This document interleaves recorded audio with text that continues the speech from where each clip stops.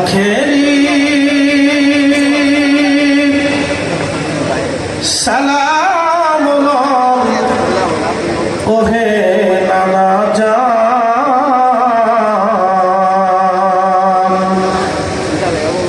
আপনার হুসাইন যায় কারবালার ময়দান। আখেরি সালাম আখেরি সালাম ওহে নানা জান,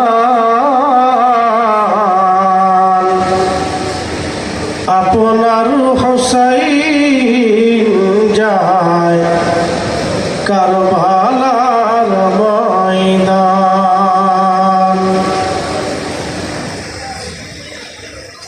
কারবালার ময়দানে যাইয়া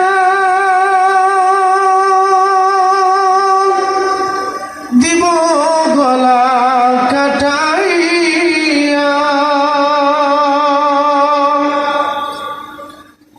আর নয়া শিব ফিরে, আর নয়া শিব ফিরে ওহে নানা জান,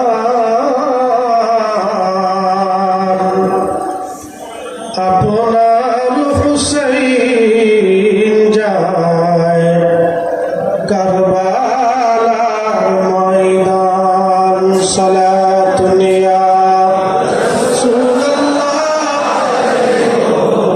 সালামুন ইয়া হাবিবাল্লাহ, সালাতুন ইয়া রাসূলুল্লাহ, আলাইকুম সালাম।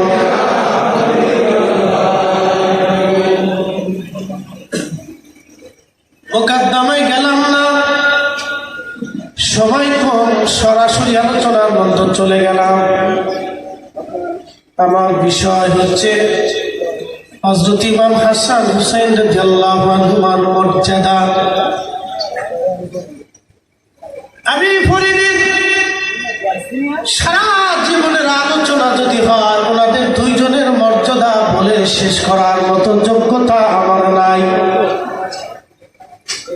শুধু একটা ঘটনার মাধ্যমে ওনাদের মর্যাদার কথা আমি আলোচনা তুলে ধরি।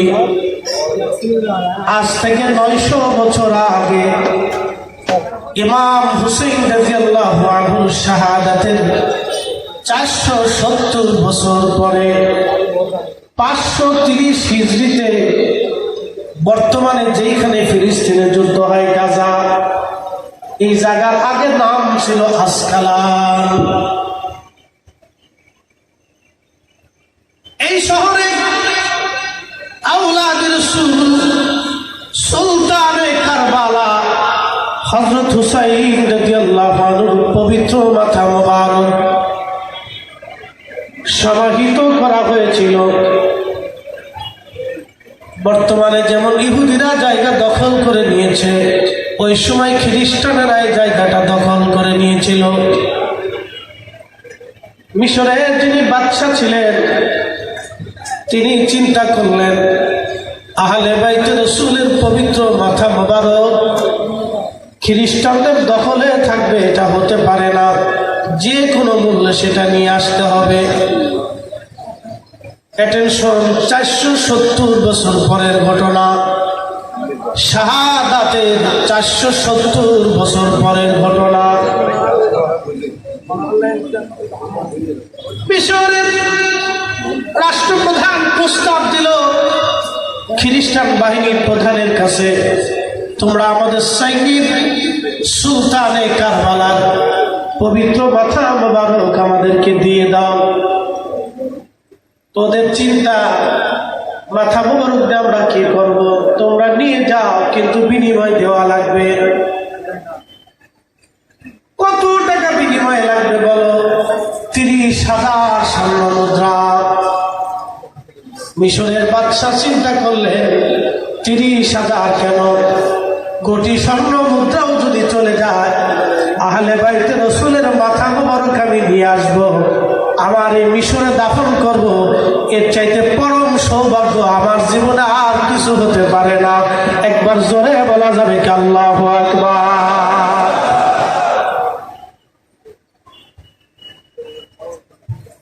দরবার শরীফে যারা উপস্থিত, খুব মনোযোগের সাথে কথা শুনবেন। রাত অনেক, তাহাজ্জুদের সময় প্রায়।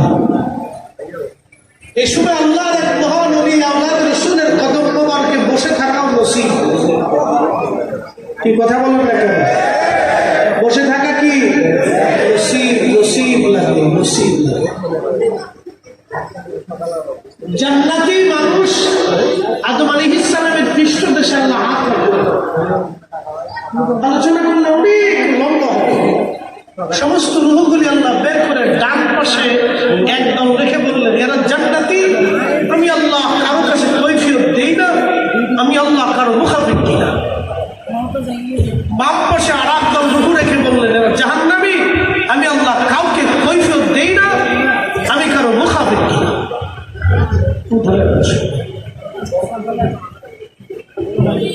সাহাবায়ে বলেন, ইয়া রাসূলুল্লাহ, তো নামাজ, রোজা, জিকির, ফিকির, ইবাদতের কি প্রয়োজন? বলে, তোমরা বুঝো না। যারা জান্নাতি, দুনিয়াতে আল্লাহ রাব্বুল আলামিন তাদেরকে জান্নাতের কাজ করাইয়া তারপরে কবরে নিয়ে আসবে। আরো জোরে বলে, জোরে জোরে জোরে জোরে, না না আরো জোরে, আরো জোরে। ইয়াজিদের দলের নামাজ ছিল, রোজা ছিল, হজ ছিল, যাকাত ছিল, কালেমা ছিল, বুজুর্গি ছিল, দাড়ি ছিল, পাগড়ি ছিল, জুব্বা ছিল, সব ছিল, সাদকা ছিল, সব ছিল, তাহাজ্জুদ ছিল। আওলাদে রাসূলের পাকের এই দলে ৭২ জনের ভিতরে নামাজ, রোজা, জিকির, ফিকির সব ছিল। কিন্তু আপনাদেরকে যদি প্রশ্ন করি কোন দল হক, আপনারা বলবেন হুসাইনি দল হক, ইয়াজিদি দল বেহাত, হুসাইনি দল জান্নাতি, ইয়াজিদি দল জাহান্নামী।